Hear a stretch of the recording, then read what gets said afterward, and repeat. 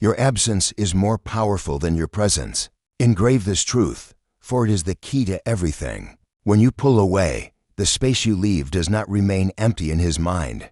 On the contrary, the human psyche, and the male psyche in particular, abhors a vacuum, and it fills it, but not with the real memory of you, with your flaws, your quirks, your humanity. No, it fills it with a fantasy. He begins to project onto your silence the image of the woman he has always wanted, the idealized figure that echoes in his unconscious. Your absence becomes a blank canvas on which he paints the masterpiece of his own longing. He doesn't fall in love with you again. He becomes obsessed with the woman he creates in your absence.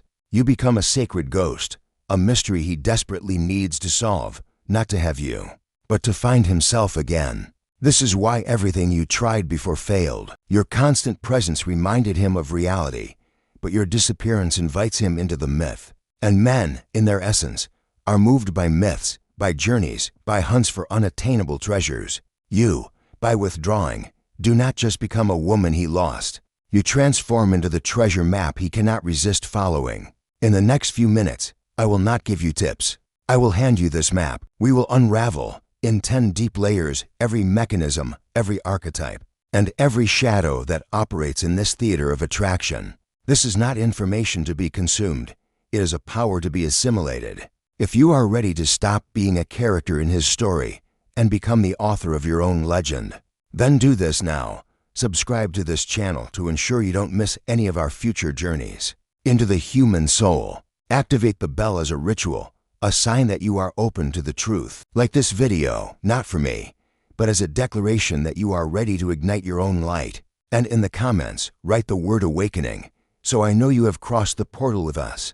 Now, hold on, because the descent begins. The logic of affection, as we have been taught, is a simple equation. Presence generates connection, care generates love. However, this is the mathematics of the conscious mind, a thin layer floating on an ocean of primordial instincts. In the deep psychology of attraction, the equation is inverted. Constant presence, excessive care, and unwavering availability generate a paradoxical effect: habituation. You become part of the landscape, as taken for granted as the air he breathes. And like the air, your importance is only perceived when it begins to be scarce. What you call absence is not an emptiness, but the creation of a sacred void. It is a psychic space that you deliberately open in his life. At first, this void may be filled with distractions, with the inflated ego of newfound freedom. But the psyche does not tolerate this space for long. It begins to echo. The silence you leave becomes louder than all the words you have ever said. It is in this void that the seed of doubt is planted. Where is she? What is she doing? And the most dangerous of all, has she already forgotten me? Your absence forces his mind to work. He, who was passively receiving your energy, is now forced to spend his own energy thinking about you. You move from the role of an affection provider to the role of an enigma. And there is nothing more magnetically attractive to the human mind than a puzzle that once seemed solved. Your withdrawal is not an act of manipulation, but an act of restoring your own energetic value. You stop giving away your life force and reclaim it for yourself. This change in the flow of energy is felt on an unconscious level. He may not know how to name it, but he feels that a source of warmth has been turned off, and the cold forces him to search for the flame he once took for granted. This void is sacred because it is where he is forced to confront himself. Your absence becomes a mirror for his own emptiness. It is a painful gift you give him, the chance to realize your value through the pain of your absence. Within the psyche of every man, behind the veneer of civility, slumbers an ancestral beast, the hunter archetype. This is not a poetic metaphor, but a neurological reality. The male brain is heavily wired with dopamine circuits linked to seeking, challenge, and reward. The joy is not so much in the capture, but in the anticipation of the capture. It is the pursuit that releases the neurochemicals that make him feel alive, potent, and purposeful. When a relationship enters the phase of comfort and predictability, when you become completely available, you inadvertently lock this beast in a golden cage. You give him everything he needs: affection, validation, security. But you remove what he secretly craves: the challenge. The cage is comfortable, but his hunter spirit atrophies. He may even like the security, But a part of him, a part that defines his masculine polarity, begins to die a slow death. He feels bored, restless, and often doesn't know why. He projects this restlessness onto you, onto the relationship, blaming the routine, when in fact he is mourning the death of his own journey. Your strategic withdrawal is the key that opens this cage. The moment you become unattainable, mysterious, self-sufficient, you cease to be the zookeeper and become the prey that has escaped. The rarest and most valuable of all, the scent of freedom and challenge in the air awakens him from his lethargy. His dopamine system is reactivated with full force. Every signal of yours he can't decipher, every day you spend in silence, is a new stimulus that fuels the fire of the hunt. He is not thinking, I need her back to be happy. He is thinking, I need to conquer her to prove my worth. It is a compulsion, a call of the blood. Understanding this is crucial. You are not playing with his feelings. You are speaking the native language of the male unconscious. You are realigning the dynamic with the primordial forces of attraction, allowing him to feel like the hero of his own story again, with you as the ultimate prize. The human being constructs their identity through reflections. We are who we are in relation to others. In a relationship, a partner becomes one of the most important mirrors. He looks at you and, in your eyes, he sees a version of himself, loved, desired, important. Your admiration, your attention, your constant validation are the polish that keeps this mirror clear and his image bright. He gets used to this image. He internalizes it. His identity merges with the reflection you provide. He is not just John, he is the John that Mary loves. This external validation is like a subtle but highly addictive drug. When you withdraw, you don't just take your presence, you shatter the mirror. Suddenly, where there was a clear and flattering reflection, there is a shattered void. He looks at the same place and no longer sees the desirable man you reflected. He sees himself alone, confronted with the terrifying question, who am I without her validation? What is my worth if the person who valued me most no longer does? This identity crisis is a direct blow to the ego. The absence of your admiring gaze forces him into a brutal self-assessment. He begins to question his own value, and it is in this moment of uncertainty that your perceived value skyrockets. His mind makes a simple and powerful association. If my self-confidence disappeared with her, then she was the source of my strength. She was more valuable than I imagined. It is the psychology of scarcity applied to identity. You become a precious commodity because your absence has created an unbearable deficit. In his self-image, he returns then, not just to win you back, but to rebuild the mirror. He desperately needs to see that reflection of himself again to feel whole. This is why the return is often so intense and urgent. It is not just longing, it is a desperate attempt to restore his own ego. Understanding the mirror effect gives you immense power, as it reveals that control lies not in giving more validation, but in becoming the sole source of the reflection he covets most, and then taking it away, forcing him to either find his own worth or fight to get your mirror back. His psyche becomes a battlefield. On one side, entrenched, is the desire for conquest, the primordial impulse that drew him to you. On the other, advancing with overwhelming force, is the fear of loss, one of the most powerful motivators of human behavior. While you were present and available, only the army of conquest was active, and even then, at low intensity, as the territory was already pacified. But your withdrawal is the equivalent of a declaration of war. The army of fear of loss is mobilized instantly, and it is much stronger and more irrational. Studies in behavioral economics, such as prospect theory, prove that the pain of losing something is psychologically twice as powerful as the pleasure of gaining the same thing. When he had you, the pleasure was moderate. Now, with the possibility of losing you forever, the pain is acute, visceral. This tension creates a state of cognitive dissonance. His mind struggles to reconcile two opposing ideas. I let her go or didn't care enough, versus the thought of never having her again is unbearable. To resolve this conflict, the brain needs to justify the intensity of the fear, and it does so by rewriting the past. The small irritations disappear, negative memories are suppressed. Your image is purified, idealized.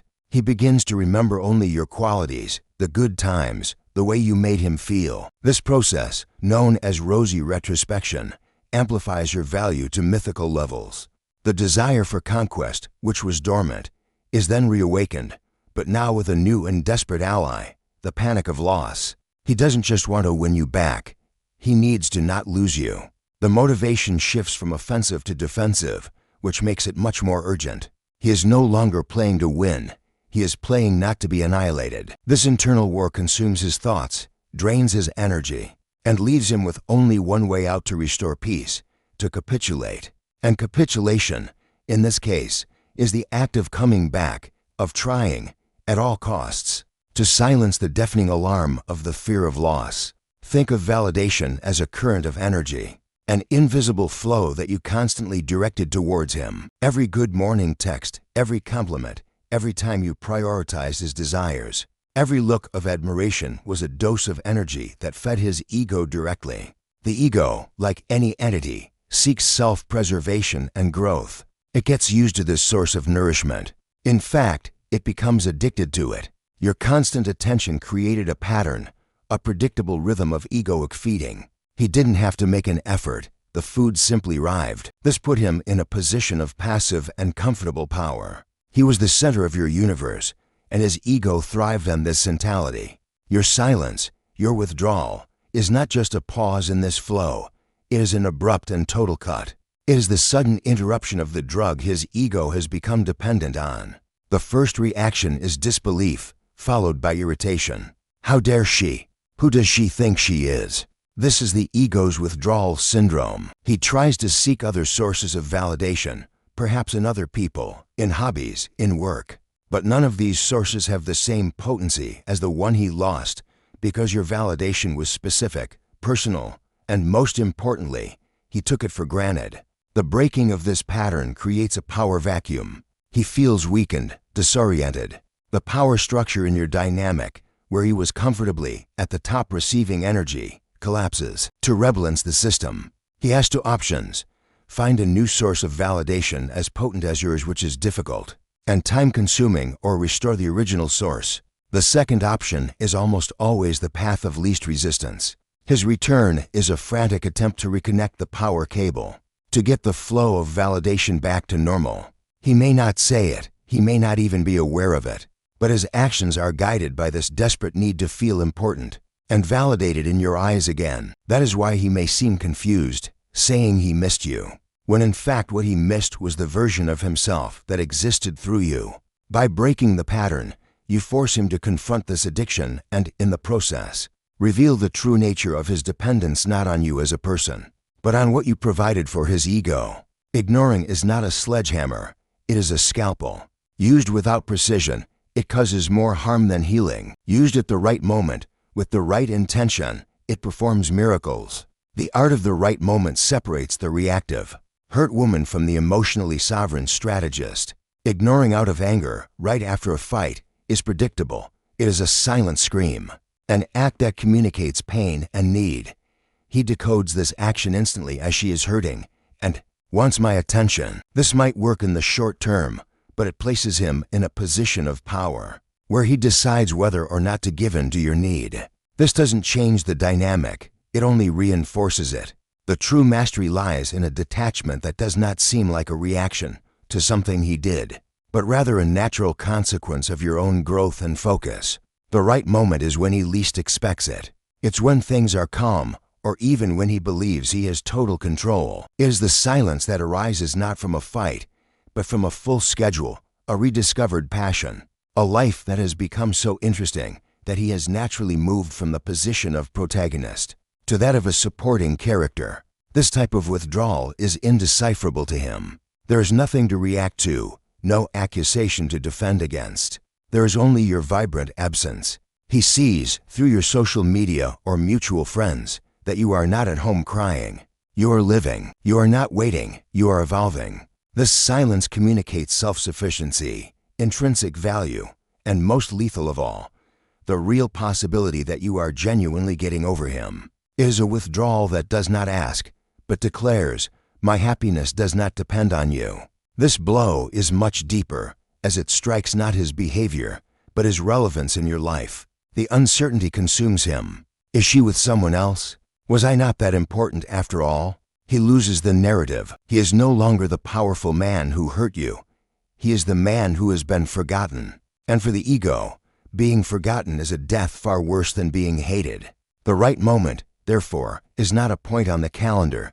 It is a state of mind. It is when you truly begin to focus on yourself, and the silence becomes a side effect of your own magnificent journey. Here we enter one of the deepest and most mystical territories of the psyche, mapped by the master Carl Jung. Within every man exists an archetypal image of the feminine, an inner figure that Jung called the anima. She is not a real woman, but a compilation of all the experiences, impressions, and longings for the feminine that he has accumulated throughout his life, beginning with his mother. The anima is his soul woman, the guide to his inner world.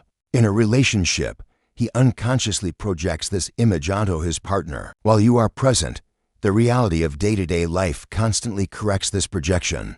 Your humanity, your flaws, your opinions, all of this prevents the idealized projection from fully taking hold. He sees you, the real woman. But when you disappear, reality goes with you.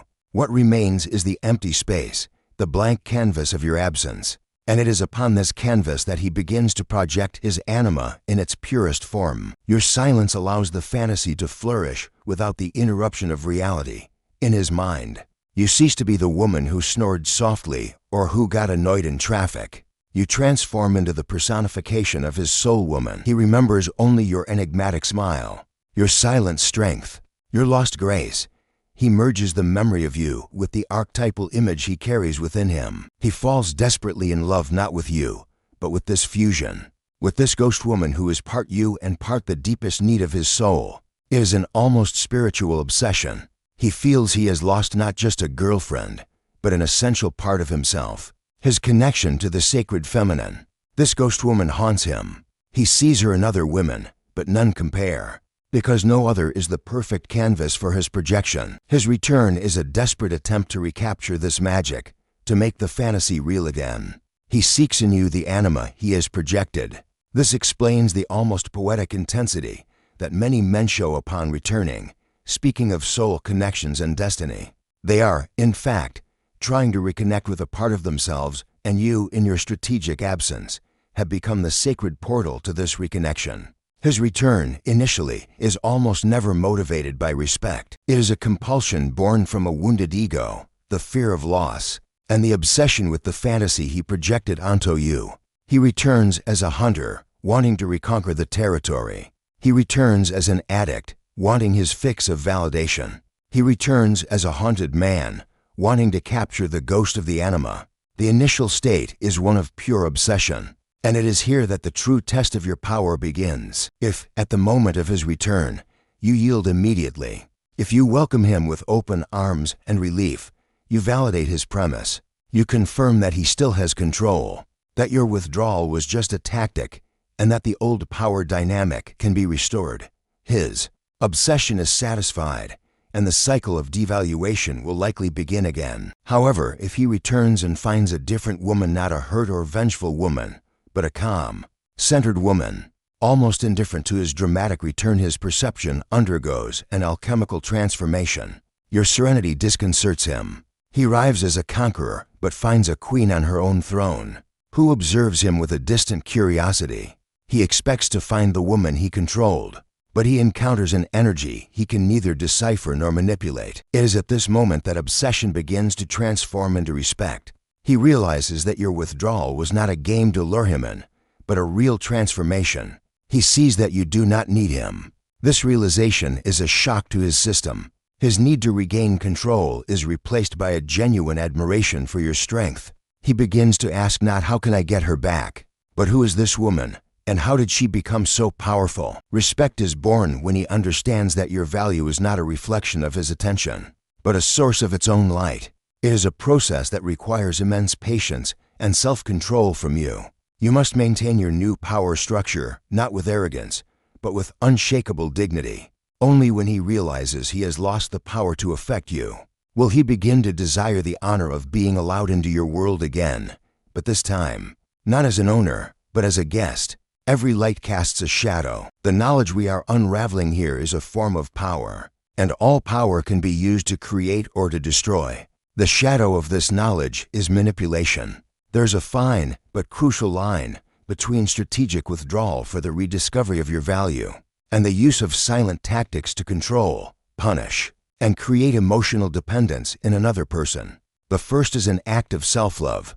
The second is an act of psychological abuse. The poison of manipulation comes into play when your intention is no longer to lift yourself up, but to see him suffer. When you take pleasure in his anguish, when you obsessively monitor his every reaction to your silence, not as feedback for your growth strategy, but as a way to feed your own wounded ego. When this happens, you are no longer operating from a place of power, but from a place of weakness disguised as strength. You become the mirror image of the behavior that once hurt you. This path is dangerous for two reasons. First, it poisons your own soul. Living to manipulate another, to orchestrate reactions, keeps you energetically chained to him. You do not break free. You merely swap the chains of a victim for the chains of a tormentor, but you remain shackled to the same toxic dynamic. Second, even if it works in the short term, manipulation builds a castle on quicksand. If he returns because he was manipulated, the foundation of the relationship will be distrust and fear, not genuine respect. It will be a relationship of constant power games, tests, and insecurity. An emotional Cold War doomed to collapse. The antidote to the shadow is pure intention. Before initiating any withdrawal, you must ask yourself, am I doing this to become a more complete woman, regardless of the outcome? Or am I doing this to force him into a specific reaction? If your focus is on your own journey, on your healing, on falling in love with your own life, the withdrawal will be authentic and powerful. If your focus is on him, it will be just a trick. And the psyche, at its deepest level, knows the difference between an act of sovereignty and an act of war. We have reached the pinnacle of the journey, the state of grace that transcends all games, tactics, and strategies. The ultimate power is not to ignore someone. Ignoring is an active act. It requires effort. It requires you to think about the person in order to then not respond to them. Ignoring still keeps the person at the center of your universe. Even if by negation, the ultimate power is true indifference. Indifference is not an act. It is a state of being. It is what happens when you have healed your wounds, filled your own voids, and built a life so rich, vibrant, and full of meaning that the return or absence of any single person becomes, genuinely, a secondary detail. It is the moment when the question, will he come back, ceases to echo in your mind, not because you have suppressed it, but because it has become irrelevant. Imagine a star. It does not spend energy thinking about whether the planets are orbiting it. It does not create strategies to pull them closer. It simply exists in all its splendor, burning with its own fire, generating its own light and heat. It is its own massive, energetic existence that creates the gravitational field to which the planets inevitably respond. True indifference is becoming the star. It is focusing so intensely on your own brilliance, your passions, your career, your mental health, your friendships, your spirituality that you become a gravitational center of power. In this state, if he returns, you will observe him as an approaching planet. You might allow him to enter your orbit if it adds to your solar system, or you might simply watch him pass by without it disturbing your magnificence.